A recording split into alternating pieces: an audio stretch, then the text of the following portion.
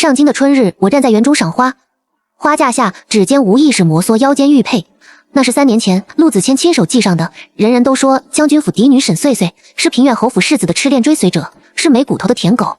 直到未来表妹林淑儿穿月白男装，带哭腔扑进我怀里，勒得我几乎窒息。周围贵女们压抑的偷笑像细针，密密麻麻扎在皮肤上，痒得发疼，却不敢挠。我的美人儿哪儿？怎么办？一想到你要被臭男人糟蹋，我就心疼得很。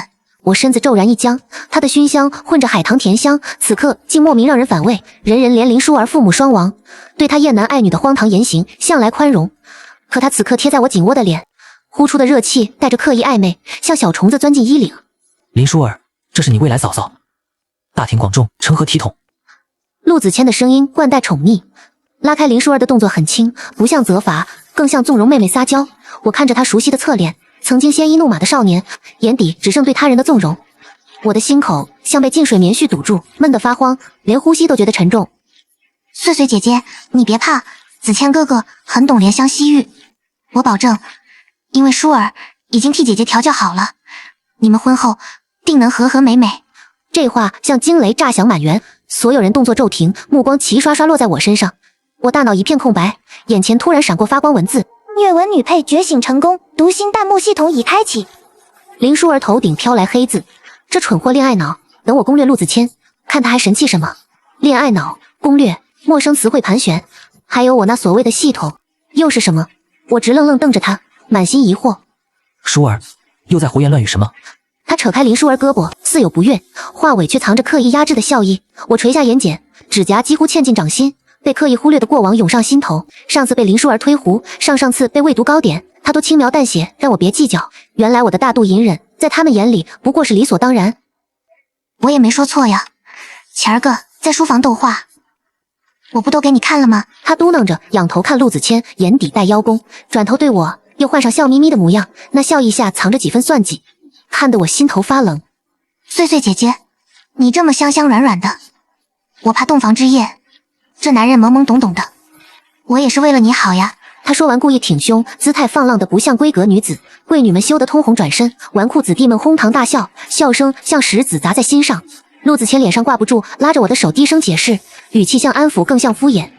穗穗，你知道的，我向来把淑儿当成兄弟。沈姑娘出身将门，最是豪爽大方，怎会为了这点子兄弟间的玩笑动怒？瞧，陆世子与林淑儿站一起，不就是一对好兄弟吗？附和声此起彼伏。我努力压下怒火，指尖冰凉得像握了块冰。反正穗穗非我不嫁，稍后哄两句便是。是啊，又不是第一次了。我累了，累得连反驳的力气都没有。好了，穗穗乖，别生气了，我和淑儿不是你想的那样。够了！一声娇喝打破僵局。小公主萧明跃着明艳宫装快步走来，指着林淑儿，她是我最好的闺友，最见不得我受委屈。我抬头看见她身边的摄政王萧寒，玄色衣袍裹着挺拔身姿。他眼神轻扫我，带着不易察觉的探究，头顶弹幕被黑雾笼罩，看不清。你一个闺阁女子说那些话，廉耻之心都被狗吃了吗？林淑儿吓得一哆嗦，熟练缩到陆子谦身后，泪珠子像断了线的珍珠，那演技逼真得让人作呕，连我都差点信了他的委屈。公主明鉴，要不是为了穗穗姐姐，谁稀罕让那烟杂东西又看又摸？淑儿知道，公主你与穗穗姐姐是闺中密友，你也希望她幸福，是不是？我深吸一口气，压下心中翻腾，伸手拭去林淑儿眼角泪珠，指尖触到她温热皮肤，只觉得逆反，脸上却挤出温婉笑容。既然觉醒，看清真面目，这场戏我便陪你好好演。傻妹妹，你是子谦的表妹，也就是我的表妹，我疼你还来不及，怎么会生你的气？林淑儿的哭声戛然而止，眼底闪过错愕，显然没料到我会这般反应。我转头看向陆子谦，眼神满是刻意装出的依赖柔情，语气温顺如羔羊。子谦是真把淑儿当兄弟了，我若连这都容不下，倒显得我不够懂事了。以后我们就是一家人了。周围传来贵女们的窃窃私语，怜悯又嘲讽的目光像针一样扎在我身上。萧明月气得脸色铁青，一把拽过我的胳膊，力道大的几乎要捏碎骨头。走，回将军府。不知你是眼瞎还是猪油蒙了心，真是丢沈将军的脸。我任由他拉着离开，脚步轻飘飘，像踩在棉花上，阳光透过花枝洒下，斑驳落在地上，像极了我支离破碎的爱恋。从这一刻起，那个为爱卑微到尘埃里的沈穗穗已经死了。马车轱辘碾过青石板路，沉闷声响每一下都像敲在心上。车厢里，萧明月怒火未平，瞪我的眼神像要把我生吞活剥。岁岁，你平日里那股子提枪上马的劲头呢？你还没大婚呢，林舒儿都爬到你未婚夫床榻边了，你还一家人？他今天这番做作，你不会看不出来是给你下马威吧？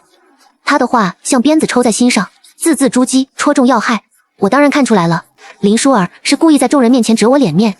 我努力勾起唇角，安抚萧明月，眼底疲惫藏不住，声音带着沙哑，目光扫过晃动车帘，瞥见外面并行的玄色身影。萧寒骑黑马，身姿挺拔，思绪飘回3年前。那时陆子谦会冒雪送梅，佛前承诺此生不负。订婚宴上，他亲手为我插发簪，温柔让我以为是一生一世。可这一切都在林舒儿投奔平远侯府后变了味道。你心里明白，还忍着？人人都笑话你沈岁岁爱陆子谦，爱得像他身边一条狗。萧明月恨铁不成钢地拍我一下，力道不轻，我却没觉得疼。是啊，我从小就喜欢陆子谦，喜欢到忘了原本的模样。为了他，我收起骄纵，压下豪情，学着做温婉的大家闺秀。我以为足够好，足够懂事，他就会待我如初，却忘了人心会变，马车颠簸。我撩起车帘看萧寒，他转头看来，眼神深邃如潭。王爷，陛下有意册封我为郡主，对不对？我的声音很轻，却带着不容置疑的笃定。萧寒挑了挑眉，没有否认，只是静静看着我，等着我继续说。岁岁有个小忙，想请王爷周全。萧明月愣了片刻，怒容消散，取而代之的是兴奋和期待。他拍着我的肩膀，语气里满是支持。我还没细说，马车突然停下，掀开车帘，看到林舒儿跪在马车前，穿粉色衣裙，满脸愧疚，楚楚可怜。周围路人指指点点，那些目光像针一样扎在我身上。岁岁姐姐，舒儿知错了，特在春风楼设宴，向公主和您赔罪。他声音带着哭腔，不知情的人定会以为是我欺负了他。我心中冷笑，面上维持温婉笑容，伸手扶起他。这场戏既然开始，自然没有半途而废的道理。林舒儿顺势站起来，亲昵搂着我的腰，熏香依旧刺鼻。妹妹快起来，一点小事何必如此？跟着林舒儿走进春风楼雅间，陆子谦已在里面等候。看到我进来，他脸上立刻露出满意笑容，显然对我这般懂事十分受用，仿佛我就该无条件包容他和林舒儿的一切。春风楼的新品金丝虾球最是新奇，美女姐姐可要赏脸多吃点哦。他拿起筷子夹金黄油亮的虾球递到我面前，眼底闪过算计。与此同时，他头顶弹幕浮现，为刷陆子谦好感度，本大女主只能忍。我看着那行字，心中冷笑。接过虾球放在碟中，妹妹身世坎坷，流落至此，确实没见过这种金贵物。妹妹喜欢的话，以后姐姐每天请你吃。你看你瘦得这么干瘪，以后怎么伺候你夫君呢？林舒儿面色瞬间僵硬，嘴角笑容勉强的像画上去的，连握着筷子的手都紧了紧，显然被我的话噎住。岁岁姐姐，你真坏，我才不要伺候什么夫君呢，我只要美人儿。话音刚落，他头顶弹幕飞快闪过，我莞尔一笑，转头给陆子谦夹了个虾球，语气满是刻意装出的谄媚，可眼神却冰冷如霜，没有半分温度。子谦哥哥便是岁岁的天，只要他高兴，我做什么都值得。萧明月在一旁差点跳起来，显然没料到我会说出这样的话。我赶紧朝他挤挤眼，用口型示意他稍安勿躁，别坏了我的计划。陆子谦脸色明显放松，看我的眼神变得柔软，带着失而复得的满意。他转头看向林舒儿，见他瘪着嘴杵在一旁。舒儿，王爷公主面前不得放肆。林舒儿脸色瞬间变得苍白，眼神满是难以置信。他似乎没料到陆子谦会为了我责备他，愣在原地。我看着他狼狈模样，心中没有半分快意，只有一片寒凉。这时主位传来一声轻笑，低沉悦耳，似曾相识。我恍惚想起6岁那年，在阴冷巷口给浑身是伤的小少年递虾饼，他的笑声也是这般。抬头看向萧寒，他正端着茶杯，目光落在我身上，带着探究和温柔。林舒儿放下筷子，学男子行抱拳礼，动作不伦不类，脸上堆着刻意讨好。他眼里的算计，连茶水热气都遮不住，看得我心中冷笑。我收回飘远思绪，目光落在他递过来的茶杯上，水汽模糊了他的面容。美女姐姐，舒儿以茶代酒，向你赔罪了。我抬起手，指尖刚要触碰到温热杯壁，突然听到一声短促惊呼。林舒儿手腕猛地一抖，茶杯倾斜，滚烫茶水泼洒而出，大半溅在我衣袖上，几滴落在手背上，灼痛感瞬间蔓延。他红着眼眶，一脸惊慌失措，手忙脚乱想去擦我衣袖水渍，那模样看似不小心，我却分明看到他眼底一闪而过的得意。雅间里瞬间安静，只剩茶水顺着衣袖滴落的滴答声，像敲在心上。怎么如此不小心？快，我看看有没有烫伤。陆子谦面色大变，一个箭步冲过来，一把抓起林舒儿的手。他声音变调，语气里的焦急、心疼几乎要溢出来。他甚至没看我一眼，没问我有没有事，仿佛我只是无关背景板。我低头看着手背上渐渐红肿的印记，灼痛感越来越清晰，可心里的寒意却更甚，像被泡在冰水里，连呼吸都带着冷意。子谦哥哥，都是舒儿的过错，本就是我之前说错了话，你别怪碎碎姐姐。哼，你要是欺负我的美人姐姐，我可是不依。林舒儿顺势转身挡在我身前，眸中蒙上水雾，看起来委屈极了。她嘴里替我辩解，不知情的人定会觉得她对我情深意重，可我清楚看到她头顶飘过弹幕，死恋爱脑，看你能舔到什么程度，故意挑衅都不发作。古代女人果然心机深沉，那些文字像针一样扎进眼里，疼得我差点落下泪来。碎碎，你这脾气也该收收。你从小舞刀弄棒，身子皮实，可舒儿娇生惯养，哪经得起这一趟？再说，舒儿都低头向你认错了，你就不能大度一点？他终于看向我，眼神里没有半分关切，只有冰冷的责备，话里话外都在暗示是我故意烫伤林舒儿。听得我心头发冷，那些话像钝刀在我心上反复切割，密密麻麻的疼蔓延开来。我看着他熟悉的脸，曾经让我魂牵梦萦的眉眼，此刻只剩陌生冷漠。是啊，在他眼里，我永远是坚强到不需要保护的将军之女，而林舒儿是易碎珍宝。舒儿，让丫鬟先带你去上药，可别留下疤痕。他轻柔吹着林舒儿的手背，动作温柔得能滴出水来，细细叮嘱着，那语气里的珍视是我从未享受过的待遇。我看着这一幕，心脏像是被紧紧攥住，疼得快要无法呼吸。不去，我不要和美女姐姐分开。林舒儿像八爪鱼一样搂着我的胳膊，黏黏糊糊不肯松手。她声音带着撒娇意味，指尖力道却很重，掐得我胳膊生疼。我压下心头冷意，安抚地拍了拍她的手，脸上依旧挂着温婉笑容，只是那笑容从未抵达眼底，只剩下一片麻木。既如此，我便陪妹妹去上药吧。陆子谦看着我如往日一般乖顺，没有丝毫不满，原本紧绷的嘴角终于舒展，露出满意的笑容。这一笑让我怔怔出神，恍惚回到多年前。我纸鸢挂在老槐树，他爬树摔伤腿，他瘸着腿举着纸鸢走来时，脸上也是这般温润的笑容。只是后来，他所有的温柔都给了这个声称不屑依靠男人的表妹。离席后，林舒儿被丫鬟领着去了更衣室，我独自走在春风楼廊下。廊下种满紫藤花，花枝缠绕木架，紫色花瓣随风飘落，落在我衣袖上，美得有些不真实，让我暂时忘却了方才的委屈。我低头看着手背上的红肿，指尖轻轻触碰，灼痛感清晰传来。转角处，一道高大身影突然挡住去路，玄色衣袍在风里轻晃，带着淡淡墨香。沈碎碎，萧寒的声音清冷，像山涧泉水，带着一丝凉意，却奇异的让我心头的烦躁消散了些，多了几分平静。我抬起头，看到萧寒站在那里，身姿挺拔，眼神深邃的看着我，他的目光落在我手背上的红肿处，带着不易察觉的关切。接着宫中预制的烫伤药。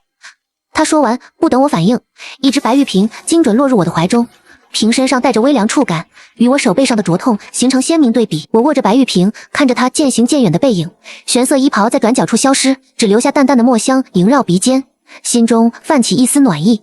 我低头看了眼手背上的红肿，又看了看怀里的药瓶，快步走出阴暗转角。第二日清晨，天刚蒙蒙亮，将军府大门就被敲响了。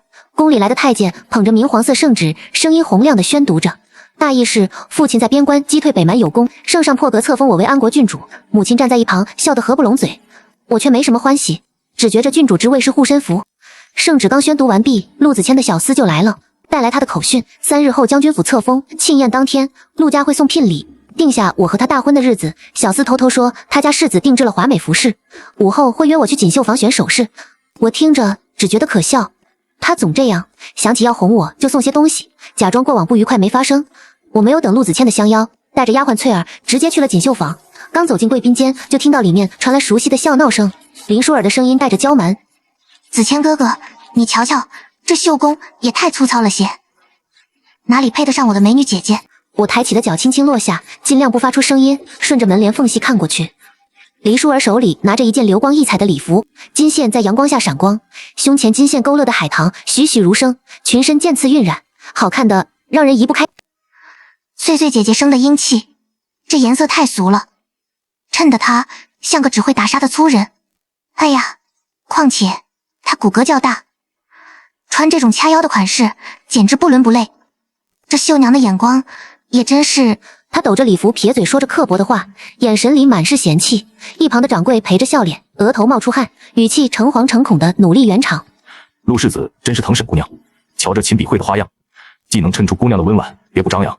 绣娘们完全按照式样绣制，沈姑娘穿上，定是艳压群芳，我们可都羡慕得很呢。林舒儿闻言，脸色变了又变，显然没料到礼服是陆子谦亲手设计的。他眼珠一转，立刻松开礼服，拉着陆子谦的袖子撒娇，声音软得像棉花。我这般挑剔，还不都是为了让我的美人姐姐在宴会上更出彩？子谦哥哥，你不信我？可我明明看到林舒儿头顶晃动的弹幕，黑色小字带着怒气。该死，陆子谦竟然还亲手给他设计礼服，气死我了！那行字闪了几下，才慢慢消失在眼前。你呀，对未来嫂嫂可真上心，等她过门后好好谢你。陆子谦无奈刮了刮他的鼻子，语气里满是纵容，完全没听出他话里的嫉妒和不满，看得我心。林舒儿趁机抱起礼服，脸上露出得逞的笑容。那我先替姐姐试试尺寸。他说完，不等陆子谦反应，就抱着礼服进了更衣间。翠儿站在我身后，气得浑身发抖。我拍了拍他的手，示意他稍安勿躁，好戏还在后头。片刻后，更衣间帘子掀开，林舒儿走了出来。她一改往日男装扮相，一袭红衣胜火，衬得她肤白胜雪，腰肢婀娜。舒儿确实极美。陆子谦看呆了，喉结不自觉滚动，目光粘在林舒儿身上，半晌没挪开眼。林舒儿在铜镜前转了一圈，裙摆扬起，笑容越发得意。我穿着倒挺合身，要不将军府宴会，我穿这套服饰赴宴，省得姐姐穿着不自在。陆子谦竟鬼使神差的点了头，完全忘了礼服本是为我准备的。翠儿再也忍不住，一把撩起门帘，怒气冲冲地瞪着里面的两人。我深吸一口气，压下心头波澜，抬步走进去，脸上带着平静的笑容。这礼服确实更适合妹妹。陆子谦脸上闪过一丝慌乱，像被抓包的小偷，却很快掩饰过去。他快步走过来，拉住我的手，语气里带着一丝讨好。碎碎，是我考虑不周，这颜色太过张扬，要不……我看着他，看似询问，实则期待我再一次大度退让的眼神，心中存着的最后一丝爱意，像被风吹灭的烛火，彻底消散了。我轻轻抽回手，语气温顺，却带着不容置疑的决绝。只要妹妹喜欢就好。林舒儿扑过来，亲昵地贴了贴我的脸，动作夸张的撒娇，她的指尖却在我背后悄悄掐了一下，带着恶意。哎呀，我的美人姐姐最好了，摸摸。男人嘛，老对着沈碎碎这寡淡的脸，哪有我变装来的新鲜刺激？她抑制不住得意的笑容，眼睛都亮了几分。我垂下眸子，目光落在她腰间的金丝海棠香包上，那香包的样式和我之前丢失的那个一模一样。我也笑了。3天后的册封庆宴有热闹看了。册封庆宴这日，将军府张灯结彩，红灯笼挂满庭院，彩带缠绕廊柱，空气中飘着喜庆气息，来往宾客络绎不绝，穿着华服的男男女女说说笑笑，可这热闹却像是与我无关。我只觉得像在看一场与自己无关的戏。林舒儿出乎意料的没穿往日男装，换了一身红裙，裙摆绣着金线缠枝莲，走动时裙摆扬起，像一团燃烧的火焰，吸引了无数世家子的目光。那些目光里的惊艳让她越发得意，下巴微微抬起，神情傲慢。她看到我，立刻快步迎上来，亲昵地挽住我的手，指尖却用力掐着我的手腕，疼得我差点皱眉，强忍着没发作。她附在我耳边，声音压得很低，带着不易察觉的嘲讽：“姐姐，这满园子的人盯着你看，真叫我恶心。待会儿陆家来下聘，你可得拿捏着。虽说你非他不嫁，确实有些掉价，但毕竟臭男人嘛，越是得不到才越珍惜。你要是太懂事，往后受罪的日子在后头呢。”他这番话听着全是为我着想，我却清楚看到他头顶的弹幕。该死，若真定下婚期，完成系统任务就更难了，必须搅黄。我心中冷笑，脸上却露出感动神情，轻轻拍了拍他的手。妹妹说的对，还是你心疼我。林舒儿眼底闪过一丝得逞的光芒，找了个借口往后园溜去。她脚步匆匆，显然是要去做什么手脚。我看着她的背影，笑容渐渐淡去，转头看向前厅，平远侯夫人正带着陆家的聘礼走进来，一担担系着红绸的台香整齐排队，金银玉器在阳光下熠熠生辉，珍珠玛瑙串成的帘子随着台香晃动，惹得不少宾客围过来啧啧称赞。母亲拉着陆夫人的手，笑得合不拢嘴，眼角皱纹都挤在了一起。子谦这孩子真是有心了，这么厚重的聘礼，碎碎能嫁过去，我们也就放心了。母亲笑着点头，正准备让人去叫陆子谦过来，却发现他不见了人影。刚才还在前厅应酬的人，转眼就没了踪迹，连他身边的小厮也不知其去向。陆夫人脸上有些尴尬，忙使唤身边的小厮去寻，语气里带着不易察觉的慌乱。就在这时，门外传来一阵骚动，萧明月和萧寒姗姗来迟。萧明月穿鹅黄色宫装，脸上带着笑意；萧寒依旧是玄色衣袍，身姿挺拔。他们身后的侍从抬着2尊红珊瑚盆景，色泽鲜红，枝干粗壮，一看就价值不菲。萧明月快步走到我身边，笑着凑到我耳边，声音压得很低：“岁岁，这可是阿兄4库里的宝贝，他舍不得给别人，却特意给你送来当贺礼，便宜你了。”我屈身行礼，感谢他们的贺礼。抬头的一瞬，恰好撞进萧寒深邃的眸底，他的眼神里带着探究，还有一丝我看不懂的情绪。他没有说话，只是微不可察的点了点头。就在这时，从偏院那边传来一声刺耳的惊呼，打破了前厅的热闹。那惊呼声尖锐的像指甲划过木板，让所有人都停下了动作。女眷们面面相觑，互相递了个眼神，三三两两的相携着往偏院涌去，脚步匆匆，显然是好奇发生了什么事。我和萧明月、萧寒也跟在人群后面，心里却清楚，该来的终究还是来了。这场戏终于要到高潮。我们赶到时，偏院里已经围了不少人，大家都挤在一间寝房门口，对着里面指指点点，议论声嗡嗡作响，气氛十分热闹。那间寝房是给客人小憩的，此刻房门大开，里面的景象让所有人倒吸凉气。原本该在前厅应酬的陆子谦正神色狼狈地拉扯着锦被，头发散乱，衣衫不整。而一直声称只爱美人的林舒儿，胡乱裹着本该属于我的红色礼服，发髻散得不成样子，几缕发丝贴在脸上，香肩半露，皮肤上带着红痕。她显然没注意到掉在地上的金丝海棠香包已被我提前让人调换过了。子谦哥哥，你怎么能这样？她哭得上气不接下气，肩膀一抽一抽的，看起来委屈极了。咋回事？明明让丫鬟指引沈岁岁一人过来，怎么来了这么多人？剧情不对，我明明是女主，怎么会变成坏人？罢了，闹大了沈家许是会退婚，只是姨母失了脸面，不会允我正妻之位了。就在他低头抽噎，盘算着如何辩解时，陆子谦也终于回了神。他看到门口围满了人，听到那些指指点点的议论声，脸色瞬间变得惨白。他下意识地看向我，眼神里闪过一丝心虚，还有不易察觉的恳求。岁岁，你听我解释，舒儿刚才有点头晕，我送她过来休息，谁知她……他的话断断续续，连自己都觉得站不住脚，声音越来越小。林舒儿见状，立刻抢过话头，生怕他说出不利于自己的话。姐姐，你要怪就怪我吧，我本是想替姐姐考验一下子谦哥哥的真心，没成想子谦哥哥情难自禁，我都觉得身上脏死了。男人果真都是臭的。他扬起脸，一副为了我才牺牲自己的模样，语气里的委屈几乎要溢出来，演得十分逼真。在场的人里，有人叹息不已，觉得他向来不喜男色，定是陆子谦强迫了他；也有人看出了异样，嘴角带着讽刺的笑容，低声议论着：“老天爷，什么情况？陆子谦这是想同时娶2个进门，让安国郡主的脸面往哪儿放？”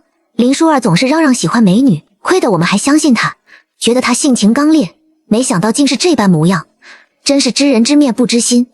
我站在人群后面，脸上摆出震惊又伤心的表情，实则冷静地看着弹幕，看着恋爱脑怎么选，是继续嫁还是退婚？只要他不退婚，我的任务还有机会。姨母那边还得想法子讨好。他的心声戛然而止，平远侯夫人突然冲了进来，一巴掌甩在他脸上，声音响亮的让所有人都安静下来，气氛瞬间凝固。你这是要回了侯府吗？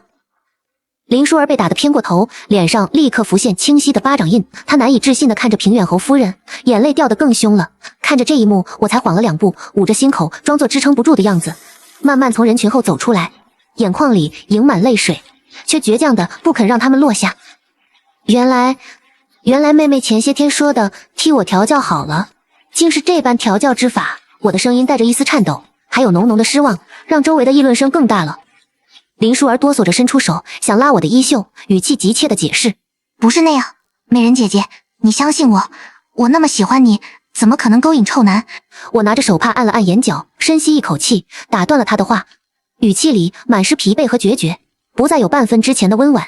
舒儿，我相信你，你一直讨厌接触男人，这里面定有什么误。接着我转头看向陆子谦，目光落在他脸上，曾经让我心动的眉眼只剩厌恶。我伸手拔下那枚订婚时他替我插上的珠钗，用力丢到他身上，珠钗落在地上，发出清脆的声响，像我破碎的爱恋。我沈碎碎虽爱你如命，却也懂什么是将门风骨。既然你对他早已情难自禁，这门婚事退了吧。母亲快步走到我身边，紧紧攥着我的手，手心温暖而有力。碎碎的话也是我们将军府的意思。话音刚落，陆夫人的脸色瞬间变得惨白，张了张嘴，却不知该如何辩解。平远侯的妹妹是当今圣上的生母，可圣上年幼，朝政多由萧寒代为处理。若沈将军府与平远侯府联姻，靠着沈家兵权，圣上重掌朝政会顺利许多。沈夫人，孩子胡闹，我回去就送走这狐妹。送走了就能让碎碎今日受到的羞辱消失。这么多夫人小姐看着呢，你觉得这事还能瞒得住？母亲冷笑着打断他的话，语气里满是嘲讽，转头看向众人，声音清亮。行了，前2日圣上下的旨意，碎碎册封郡主后嫁入侯府。按郡主的规制，我们需要陪嫁3处产业。萧明月身为公主，最是熟悉皇族规制，立刻接着说了一句：但若夫家过失，致使郡主退婚，按规矩，夫家需同样补偿3处产业给郡主，以作名誉损失之偿。陆夫人彻底哑口无言，脸色一阵青一阵白，显然没料到会是这般局面。满场寂静之下，林舒儿恶狠狠地瞪着我，气得表情扭曲。这不对，沈碎碎这个恋爱脑怎么会爽快退婚？这一切该不会都是他设计的吧？他装的那么舔狗，就是为了夺走顾家的矿产。我别过头不再看他，嘴角勾起一抹淡淡的笑容。林舒儿突然尖叫起来，声音尖锐刺耳，吸引了所有人的目光。我知道了，姨母，我被人算计了。越是漂亮的美人，越会骗人。他对子谦哥哥的爱肯定是装出来的。蠢货，闭嘴！陆夫人气得低声咒骂，伸手想去捂林舒儿的嘴，却已经来不及了。我平静地走到林舒儿跟前，目光落在她脸上，一字一顿地说道：算计，那不如问问你身边的好丫鬟，看看你到底是不是真的只喜欢美人。我的话像一颗石子投入平静湖面，瞬间激起千层浪。周围的宾客们都愣住了，目光齐刷刷地落在林舒儿身边的丫鬟身上。那丫鬟脸色瞬间变得惨白，身子微微颤抖，显然是慌了神。林舒儿也没想到我会突然提起她的丫鬟，眼神里闪过一丝慌乱，随即又强装镇定，可微微发抖的指尖却暴露了她的紧张，藏不住心虚。很快，那丫鬟就被2个家丁带了上来，扑通一声跪倒在地，头埋得低低的，不敢抬头看任何人，一副认罪的模样。侯府的家事就不劳烦将军府的人和诸位夫人费心了，我们自会处理。陆夫人见状，心中顿时明白了几分，脸色一沉，立刻出声想打断，试图将事情压下去，不让事态进一步扩大，保住侯府的脸面。看热闹的女眷们见陆夫人下了逐客令，也不好再多停留，纷纷找借口散去。离开时，眼底的好奇和探究却丝毫未减。前厅里很快就安静了下来，只留下萧寒、萧明月兄妹俩，还有我和父母陆。父亲拿着退婚书放在平远侯面前的桌案上，眼神里满是不耐，语气也带着一丝冰冷，没有丝毫缓和的余地。平远侯，你若是不签这退婚书，咱们就只能金銮殿见了。到时候今日之事闹到圣上面前，丢人的可不只是你们侯府。平远侯气得脸色铁青，猛地转身一脚踹在陆子谦身上。陆子谦踉跄着跌坐在地上，疼得龇牙咧嘴，却不敢出声反驳。平远侯指着陆夫人和缩在他身后的林舒儿，手指因愤怒而微微颤抖。混账东西，都是你惹出来的祸！还有你，这就是你教出来的好侄女，丢尽了侯府的脸。从今天起，侯府再也没有这样不知廉耻的人。陆子谦从地上爬起来，不顾身上的疼痛，快步扑到我面前，想拉我的衣角，眼神里满是恳求，声音沙哑的不成样子，带着悔恨。碎碎，你再给我一次机会，我知道错了，我以后再也不会和舒儿走那么近了，你原谅我这一回，好不好？我冷淡的侧身避开，没有让他碰到我的衣角，他的触碰让我觉得恶心，那些过往的甜蜜此刻都变成了讽刺，提醒着我曾经的愚蠢和卑微。碎碎，这些年我对你的心意，你难道不清楚吗？你听我解释，是林舒儿，她说她只喜欢女人，不会影响我和你，我才会对她那么好的。我听着他语无伦次的解释，看着他眼底的慌乱和不甘，忍不住冷笑出声。那些所谓的心意，不过是他自私的借口，是他享受被追捧又不愿放弃新鲜感的托词。你的心意，就是一边许我3媒6聘，承诺会对我好，一边享受着林舒儿的调教，对他百般纵容。陆子谦，别再自欺欺人了，也别再侮辱心意这2个字了，就当给我们2家留点脸面吧。他脸色惨白如纸，踉跄着后退了几步，不小心撞在了身后的椅角上，疼得闷哼了一声，却依旧固执地看着我，眼神里满是不甘，不愿接受现实。我不再看他，转头看向角落里的林舒儿，他像是魔怔了一般，对着虚空不停的自言自语，眼神涣散，嘴里还念念有词，状若疯癫。怎么会这样？书里沈碎碎明明被虐得死去活来都不肯放手，剧情怎么会崩了？系统，出来，快帮我重置剧情，我要回到之前的节点。不行，那我兑换道具，我还有积分，我要兑换能让沈碎碎回心转意的道具。紧接着，他的神情突然变了，原本慌乱的神色渐渐冷静下来，眼神里闪过一丝诡异的光芒，嘴角也勾起一抹奇怪的笑容。我心中一紧，隐约觉得不对劲。他这是与系统达成了什么交易？难道他还有什么后手没被我发现？前厅里的气氛僵持不下，空气仿佛都凝固了，只剩下林舒儿低声的嘟囔和陆子谦沉重的呼吸声，十分压抑。就在这时，萧寒的手指在红木桌上轻轻扣了2下，清脆声响打破了压抑。他抬起头，目光落在平远侯和父亲身上，语气平静却带着威严：侯爷，本朝婚嫁规制是老祖宗传下来的，婚退补损理所当然，这规矩可不能坏。将军，要不您看在本王面上，补偿能过得去就行，毕竟两家还有曾经的情分，没必要闹得太僵。平远侯脸色铁青，紧紧攥着拳头，显然是不甘心。可他看着萧寒的眼神，又不敢反驳，毕竟萧寒手握重权，侯府还要仰仗他，若是真的得罪了，后果不堪设想。他犹豫了片刻，最终还是咬牙拿起笔，在退婚书上签了字。在萧寒的引导下，平远侯最终赔了3处小庄子给我，其中有一处废弃的庄子就在郊外20里的雾山脚下，正是我想要的。萧明月凑到我耳边，小声嘀咕着，眼神里满是疑惑：碎碎，你之前特意让我兄长帮忙，一定要拿到这个废弃的庄子，这是干什么呀？这庄子又旧又偏，看起来也没什么用。我看着他好奇的模样，忍不住笑了笑，想起了多年前的一件事。你忘了，那年咱们去雾山踏青，不小心迷了路，误入过一个隐秘的山洞，那山洞下面有一条暗河，当时我们还在河边玩了好一会儿呢。萧明月愣了一下，随即恍然大悟，眼神里满是惊讶。我派人去探查过，那条暗河的流向很奇怪，也许以后会派上用场。接下来的日子，我忙着派人重建那处废弃的庄子，修缮房屋，清理暗河周边的杂草，每天都过得很充实，无暇顾及外面的风言风语。那些议论声再难听，也影响不到我。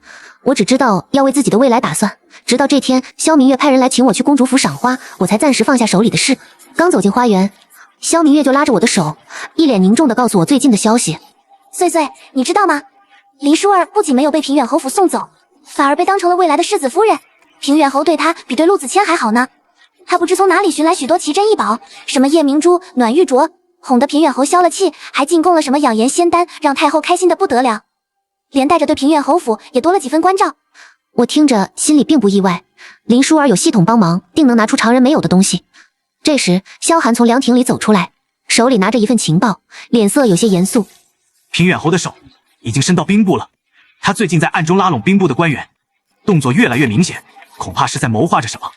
我攥紧了手中的手帕，指尖因为用力而泛白，心中警惕起来。我必须得见一见林舒儿，看看他到底想干什么，了解清楚系统的底细。萧明月还告诉我，陆子谦自从退婚后，并没有再多纠缠我，大概是觉得没脸见我。册封庆宴的事还是被人传了出去，平远侯府暗中花了很多银两镇压消息，可林舒儿还是成了贵女圈的笑话。那些曾经被她称为美人姐姐的贵女们，都成了她利用的工具，对她恨之入骨。从公主府出来后，我没有直接回将军府，而是独自去了锦绣坊，想给母亲挑选一块合适的布料做衣裳。谁知刚进门就碰上了林舒儿，她穿着一身华丽的衣裙，脸上带着得意的笑容，看起来心情很好。碎碎姐姐，你这衣裳可真好看，就是料子差了点，不像我身上这件，是西域进贡的云锦，可贵了。她笑着走近，语气里满是炫耀，看得我心中厌烦。我还没反应过来，她突然伸出手，猛地一扯我的外袍，我的半截外袖竟被她扯落，白皙的手臂露在外面，周围的客人都惊呼起来。陆子谦不知从哪里冒出来，下意识地脱下自己的外袍罩在我身上，将我拉进隔壁的贵宾间，动作还是和以前一样，带着一丝保护的意味。可我却只觉得恶心，再也没有了往日的心动。碎碎，我就知道你会来赴约，我们能不能，你再给我一次机会好不好？我知道我以前错了，我以后一定会好好对你的。什么赴约？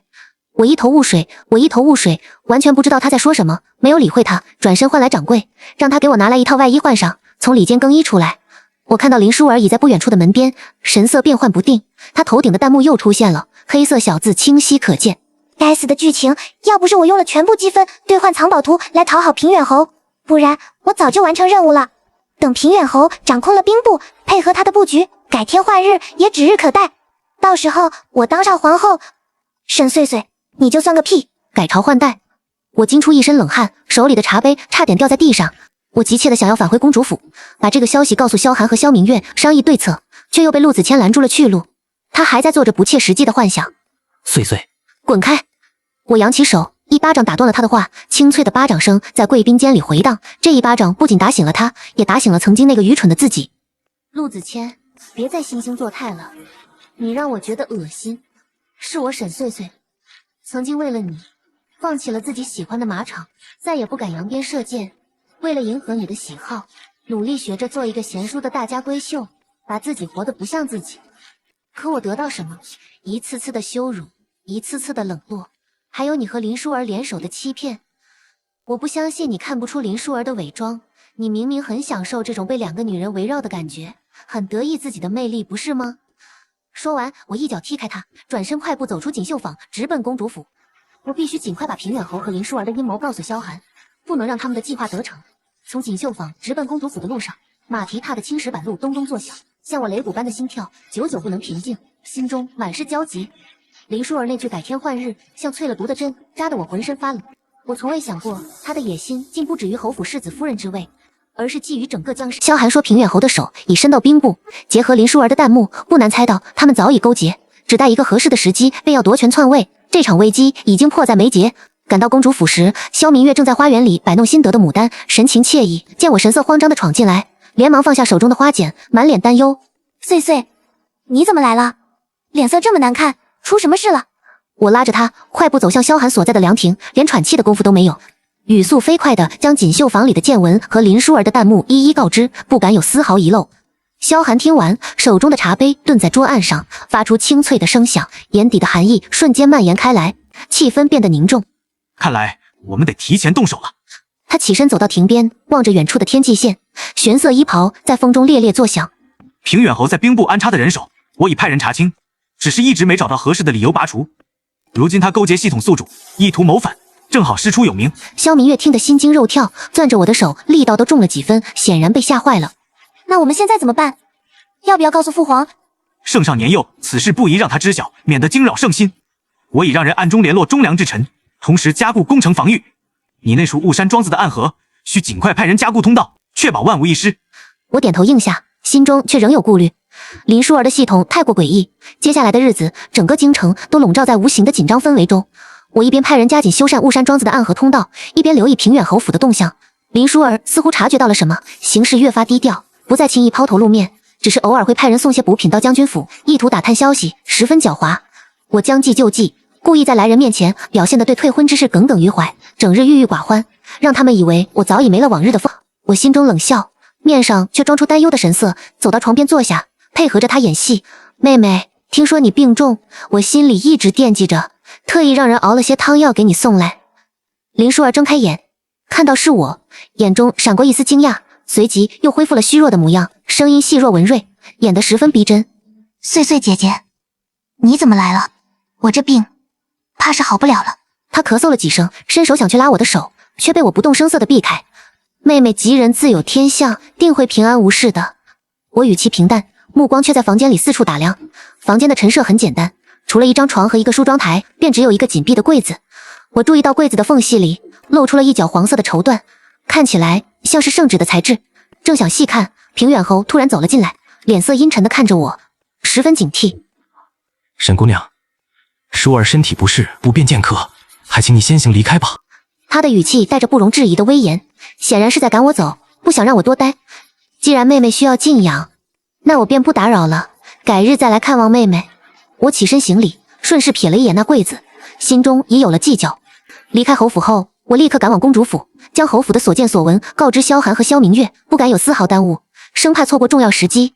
看来他们已经拿到了伪造的圣旨，就等一个合适的时机动手了。那我们怎么办？总不能坐以待毙吧？萧寒沉思片刻，眼中闪过一丝决绝，已有周密的计划。除夕宫宴是他们动手的最佳时机，届时文武百官齐聚，他们可以借着清君侧的名义发动政变，我们只需将计就计，在宫宴上布下天罗地网，定能将他们一网打尽。我点头赞同，心中却有些忐忑，担心计划会出纰漏。王爷，宫宴上守卫众多，他们怎么敢公然动手？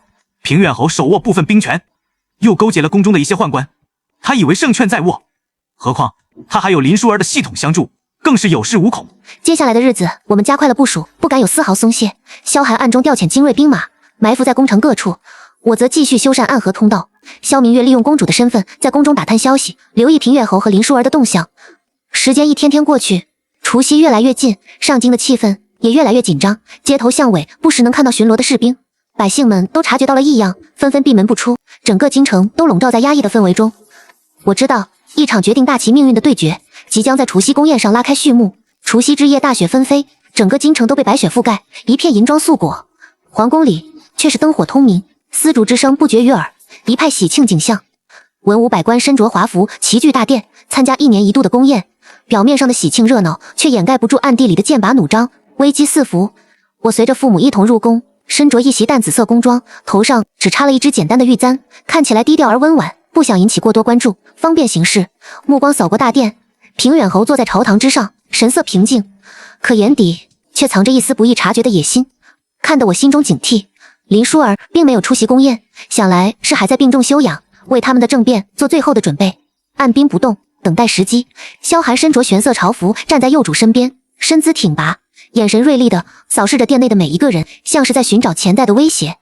我们的目光在空中交汇，他微微颔首，给了我一个安心的眼神。宫宴进行到一半，平远侯突然起身，手持一份黄色的卷轴，大声说道，打破了殿内的祥和氛围。计划正式开始。陛下，臣有本启奏，摄政王萧寒把持朝政，独断专行，意图谋反。臣已掌握确凿证据，请陛下下旨诛杀萧寒。大殿内瞬间一片寂静，所有人都惊呆了。没想到他会如此大胆。萧寒面色不变，冷冷地看着平远侯，没有丝毫慌乱。平远侯，饭可以乱吃，话不能乱讲。你说本王谋反，可有证据？平远侯展开卷轴，大声宣读起来，内容竟是一份所谓的谋反诏书，上面还盖着伪造的玉玺印章，做得有模有样，试图以假乱真。这便是证据。萧寒，你还敢狡辩？就在这时，殿外突然冲进一群手持兵